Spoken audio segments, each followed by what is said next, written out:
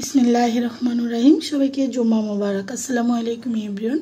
সবাই কেমন আছেন? আশা করি অনেক ভালো আছেন। আলহামদুলিল্লাহ আমরা ভালো আছি। আজও আপনাদের মাঝে আরেকটি ভিডিও শেয়ার করার জন্য চলে এসেছি। বাই দা বাই আমি দিনাস কুকিং হোম থেকে সবাইকে অনেক স্বাগতম জানাচ্ছি।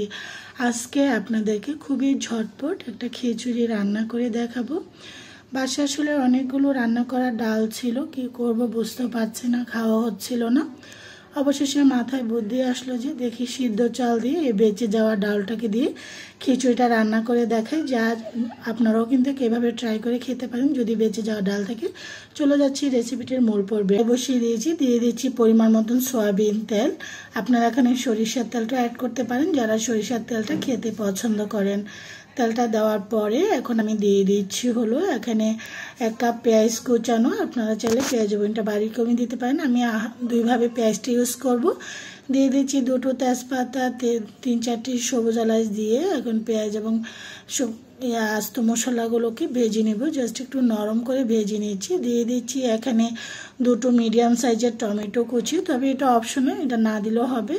আমি দিচ্ছি, এতে করে কিন্তু খিচুড়িটা একটু আঠালো হয়, খেতে ভালো লাগে। 1 চামচ হলুদের গুঁড়া, 1 চামচ লাল মরিচের গুঁড়া, আর দিয়েছি হলো 1.5 চামচ মিক্স মশলা। যেহেতু আমার ডাল রান্নাটার মধ্যে মশলা ছিল সেজন্য আমি বুঝে শুনে মশলাটা একটু কম অ্যাড করেছি। এখন পরিমাণ পানি দিয়ে স্বাদ অনুযায়ী লবণটা অ্যাড করছি। দিয়ে এখন মশলাটাকে আমি কষিয়ে নেব। এই খিচুড়িটা আসলে খুবই মজা খেতে। তো আমার মশলাটা কিন্তু কষিয়ে আসছে, দেখতে পাচ্ছেন।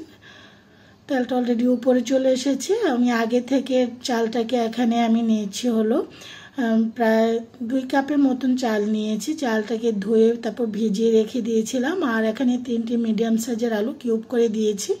আপনারা চাইলে অন্যান্য ভেজিটেবলসও অ্যাড করতে পারেন। এখন দিয়ে চালটাকে আমি ভালো করে মশলাটার সাথে চালটা আলুটা কষিয়ে নিচ্ছি।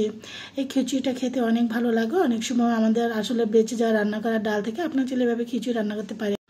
আমার কিন্তু চালটা ভাজা হয়ে আসছে, দেখতেই পাচ্ছেন। চালটা খুব সুন্দর ঝরঝরে এবং কিন্তু ফ্রাইং প্যান থেকে ছেড়ে আসছে। এখন আমি দিয়ে দিচ্ছি যে বেঁচে যাওয়া রান্না করা ডালটা ছিল, এখন সেই ডালটা এখন আমি দিয়ে দিচ্ছি খিচুড়িটার মধ্যে। তো প্রায় সময় আসলে এরকম আমাদের বাসায় কিন্তু ডাল বেঁচে যায়, হয়তো একটা সময় অনেক সময় রান্না থাকি হয়তো আর খাওয়া হয় না। আপনারা চাইলে এভাবে পলার চাল বলেন, ভাতের চাল বলেন, এভাবে খিচুড়িটা রান্না করে খেতে পারেন। এই ডালটা দিয়ে খিচুড়িটা রান্না করলে এতটাই মজা হয়, আপনারাও ট্রাই করে দেখতে পারেন। চালটা কিন্তু আমার ডালের সাথে কিন্তু কষানো হয়ে গিয়েছে। এই যে দেখুন, এটা কিন্তু আস্তে আস্তে কিন্তু খুব সুন্দর পাক ধরে এসেছে। এই যে এভাবে করে। তো এখন আমি দিয়ে দিচ্ছি হলো পরিমাণ মতন পানি। এখানে আমি পানিটা আগে থেকে গরম করে রেখেছি, আপনারা নর্মাল পানিও অ্যাড করতে পারেন। পানিটা পরিমাণ মতন দিয়ে তারপরে এখানে একটু লবণ আবারও অ্যাড করছি। একটু কম হয়েছিল, যদিও ডালও লবণ ছিল, বুঝে শুনে অ্যাড করতে পারি। নেড়ে চেড়ে ঢাকনা দিয়ে ডেকে হাই ফ্লেমে আমি 10 মিনিট রান্না করে নিয়েছি খিচুড়িটাকে। 10 মিনিট পর ঢাকনাটা উঠে আপনাদেরকে দেখাচ্ছি। খিচুড়িটা কিন্তু টক বগিয়ে ফুটে উঠেছে আর চমৎকার ফ্লেভার ছড়াচ্ছে। তো এই লোভনীয় খিচুড়িটা এতটাই মজা, এটার সাথে আসলে কোনো কিছুই প্রয়োজন হয় না। এটা কিন্তু কেমনি এমনি খেতে এতটাই ভালো লাগে। আবারও ঢেকে দিচ্ছি 10 মিনিটের জন্য। 10 মিনিট পর আবারও ফিরে এসেছি আপনাদের মাঝে। খিচুড়িটার গায়ে কিন্তু আবার একটু গায়ে গায়ে পানি আছে, 3/2 অংশ পানি কমে গিয়েছে। আমি আবার একটু নেড়ে চেড়ে দিয়েছি, উপর নিচ করে দিয়েছি, এতে করে খিচুড়িটা পারফেক্টলি সিদ্ধ হবে। আবারও ঢেকে দিচ্ছি। খিচুড়িটার উপরে এখন আমি দিয়ে দিচ্ছি আবারও 1/2 কাপ পেঁয়াজ কুচানো। এভাবে চাইলে আপনারা পেঁয়াজটা উপরে ছড়িয়ে দিবেন। পেঁয়াজটা কিন্তু একেবারে গলে যাবে না, পেঁয়াজটা নরম থাকবে। এই অবস্থায় খিচুড়িটা পেঁয়াজের সাথে যখন খাবেন তখন কিন্তু খেতে অনেক ভালো লাগে। তবে এটা অপশনাল, আমি প্রায় সময় খিচুড়ি যখন রান্না করি এই কাজটা করে থাকি।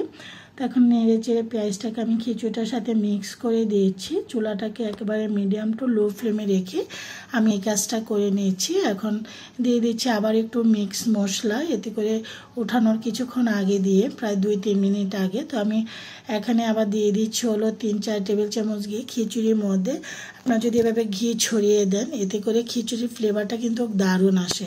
যদি আপনারা ঘিটা খেতে পছন্দ করেন, মিক্স করে ঢেকে রেখে দিচ্ছি আবারও প্রায় লো ফ্লেমে 5 মিনিটের জন্য ডাল চালের খিচুড়িটাকে। রান্না হয়ে গেল খুবই সুস্বাদু এবং লোভনীয় স্বাদের বেঁচে যাওয়া ডাল দিয়ে সিদ্ধ চালের খিচুড়ি। এই খিচুড়িটা যারা একবার খেয়েছেন তারাই কিন্তু এটা স্বাদটা জানেন, যারা খাননি একবার হলো খেয়ে দেখবেন। আমি একটু টমেটো দিয়ে এখন ডেকোরেশনটা করেছি। আশা করি সবাই ভালো লাগবে। আজ এই পর্যন্ত, সবাই ভালো থাকেন, সুস্থ থাকেন। আল্লাহ হাফিজ।